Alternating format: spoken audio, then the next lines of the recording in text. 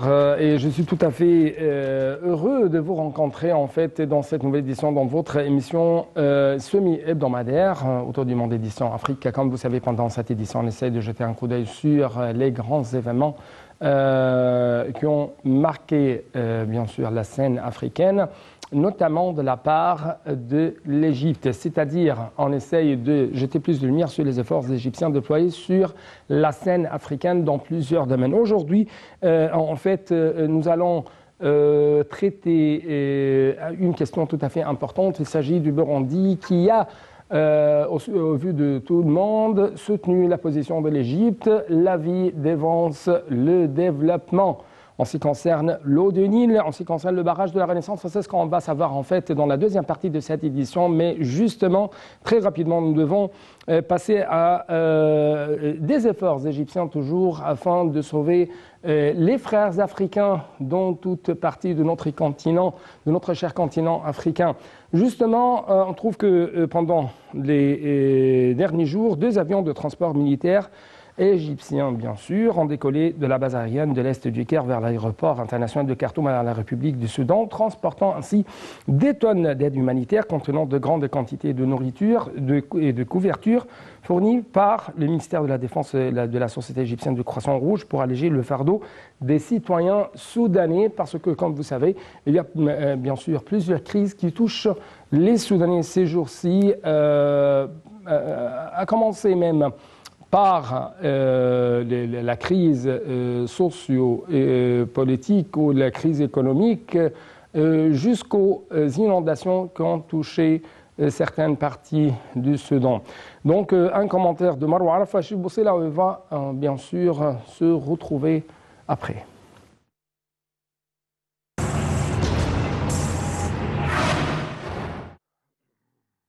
Selon les directives du président Abdel Fattah al-Sisi, président de la République et commandant suprême des forces armées, de soutenir complètement les frères soudanais pour faire face à toutes les adversités et crises auxquelles ils sont exposés, 2 avions de transport militaire ont décollé de la base aérienne de l'Est du Caire vers l'aéroport international de Khartoum à la République du Soudan, transportant des tonnes d'aide humanitaire contenant de grandes quantités de nourriture et de couverture fournies par le ministère de la Défense et la Société égyptienne du Croissant Rouge pour alléger le fardeau des citoyens soudanais. Dans le cadre du 2e pont aérien de l'aide humanitaire fournie au peuple soudanais frère, les responsables soudanais ont loué ces aides qui renforcent les relations fraternelles entre les 2 peuples frères, soulignant leur pleine reconnaissance pour les efforts déployés par le gouvernement et le peuple égyptien. Et que ces stands humanitaires représentent une grande place dans la conscience du peuple soudanais, ce qui contribue à approfondir les relations historiques entre l'Égypte et le Soudan.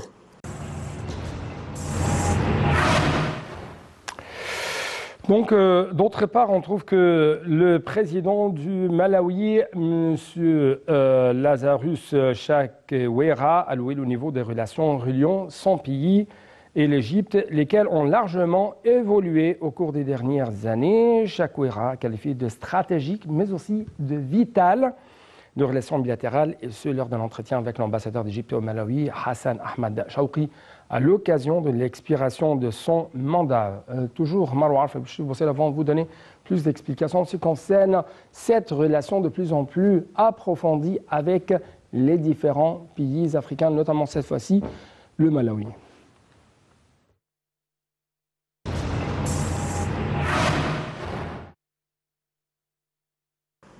Le président du Malawi, Lazarus Chakwera, a loué le niveau des relations reliant son pays et l'Égypte, lesquelles ont largement évolué au cours des dernières années. Chakwera a qualifié de stratégiques et vitales les relations bilatérales, et ce lors d'un entretien avec l'ambassadeur d'Égypte au Malawi, Hassan Ahmad Shawqi, à l'occasion de l'expiration de son mandat. Le président du Malawi a demandé à M. Shawqi de transmettre ses salutations au président Abdel Fattah al-Sisi, tout en appréciant le souci de l'Égypte de promouvoir les rapports bilatéraux. Chawki a pour sa part transmis les salutations du Raïs à M. Chakwera, aussi bien que ses félicitations pour son élection à la tête du groupe de la Communauté de développement d'Afrique australe pour un an à partir d'août dernier. L'Égypte, a précisé M. Chawki, a confiance dans la capacité du Malawi de se consolider les efforts d'intégration économique au sein du SADC pour relever les défis communs et aspire à la relance de la coopération tous azimuts.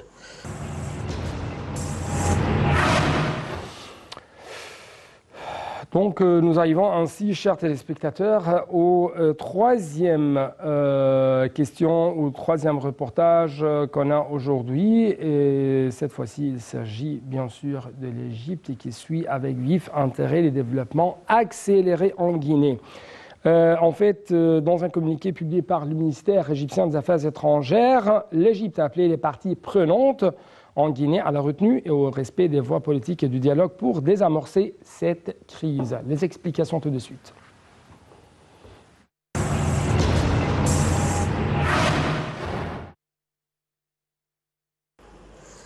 Au lendemain du coup de force qui a renversé le président guinéen Alpha Condé, le lieutenant-colonel Mamadi Doumbouya a reçu lundi 6 septembre tous les membres de l'ancien gouvernement et les responsables des institutions.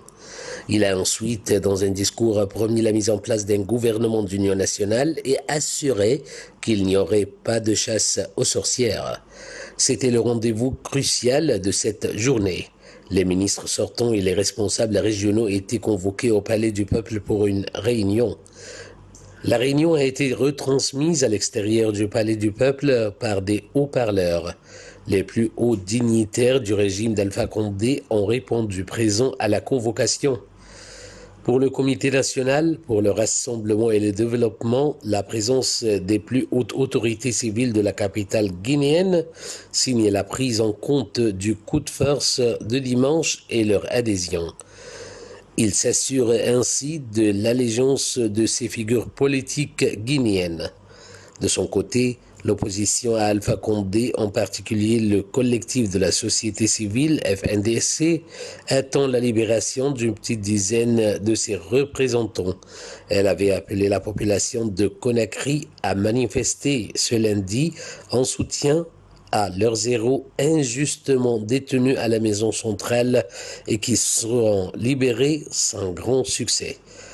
Une information non confirmée par le CNRD. Selon une annonce lundi dernier du porte-parole de l'armée à la télévision nationale, les frontières terrestres et aériennes ont été ouvertes pour les échanges commerciaux et humanitaires.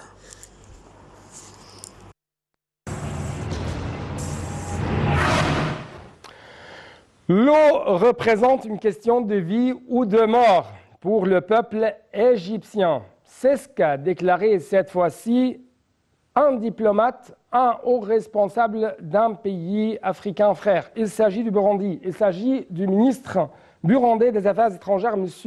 Albert Shinjiro.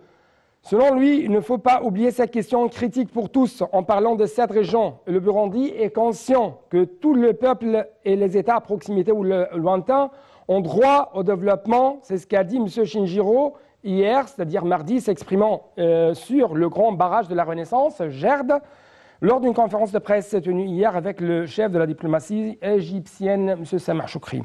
Au Burundi, le droit à la vie devance le droit au développement, car sans la vie, il n'y a pas de développement, a-t-il ajouté. Donc, si je peux dire, c'est une équation résolue par monsieur le ministre burundais. Le droit à la vie devance le droit au développement. Le Nil, c'est une question de vie ou de mort selon monsieur le haut responsable, monsieur Shinjiro, le ministre burundais des Affaires étrangères. Donc, pour avoir plus d'explications, plus d'éclaircissements, nous avons actuellement en ligne de l'Antenne internationale un invité de haut niveau. Il s'agit de monsieur l'ambassadeur Ali Al-Hifni, ex-ministre adjoint des Affaires étrangères. Monsieur Ali Al-Hifni, bonjour. Bonjour, monsieur. Monsieur Al-Hifni, vous êtes spécialiste dans les affaires africaines. Donc, ma question, à partir de cette déclaration lancée par le ministre burundais des Affaires étrangères, est-ce que nous pouvons dire qu'il y a un changement dans la perception des pays africains vis-à-vis de ces questions vitales pour l'Égypte, le Nil? Disons tout d'abord que le ministre burundais des Affaires étrangères est en Égypte pour participer au forum de développement qui se tient aujourd'hui et demain et qui est organisé par le ministère de la Coopération internationale.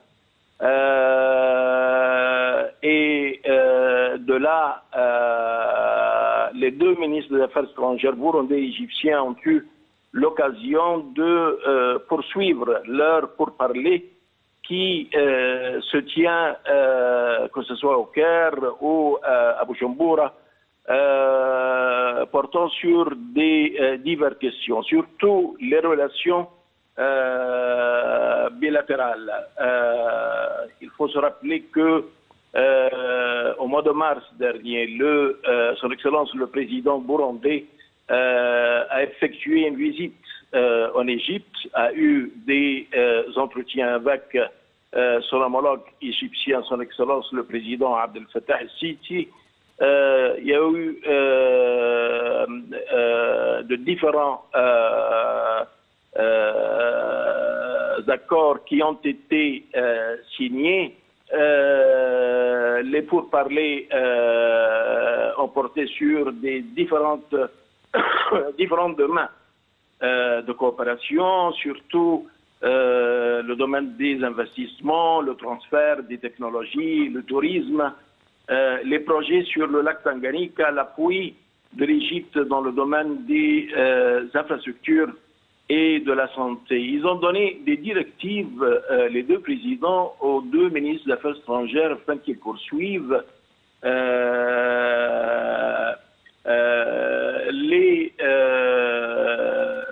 les entretiens entre les deux pays portant sur le développement économique accentué et entrer en relation bilatérale. D'où il y a eu référence hier lors de la conférence de presse, conférence conjointe de presse entre les deux ministres des Affaires étrangères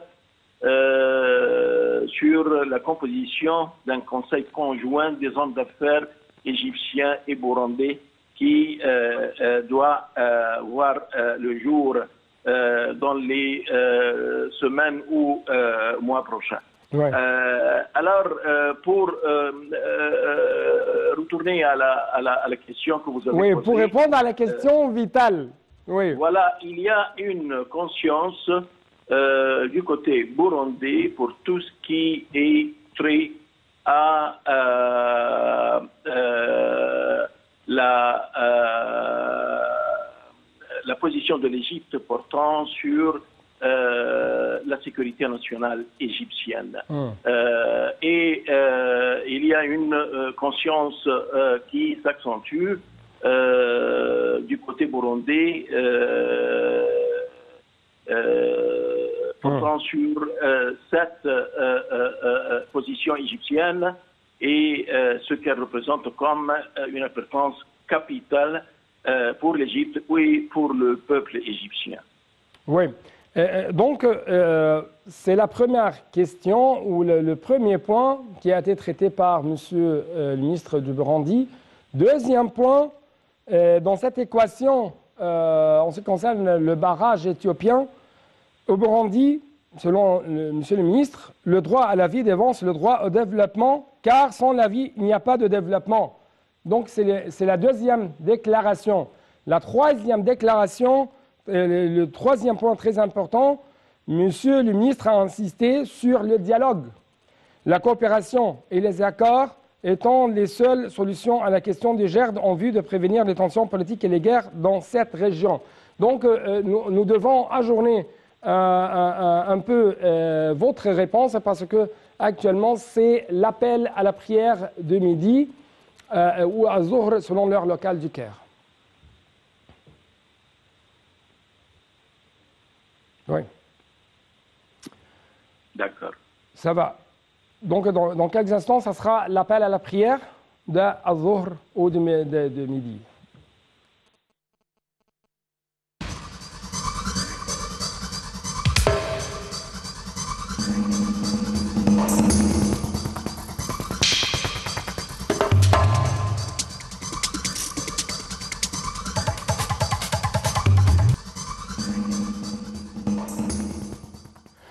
Donc, très rapidement, monsieur l'ambassadeur Ali El-Hefni. Monsieur l'ambassadeur. Oui. Votre réponse à propos de ces derniers 2 points. Dites alors. Oui. Écoutez, Ouais. en ce qui concerne la position burundaise vis-à-vis du GERD ou du bassin éthiopien, ou le grand bassin éthiopien,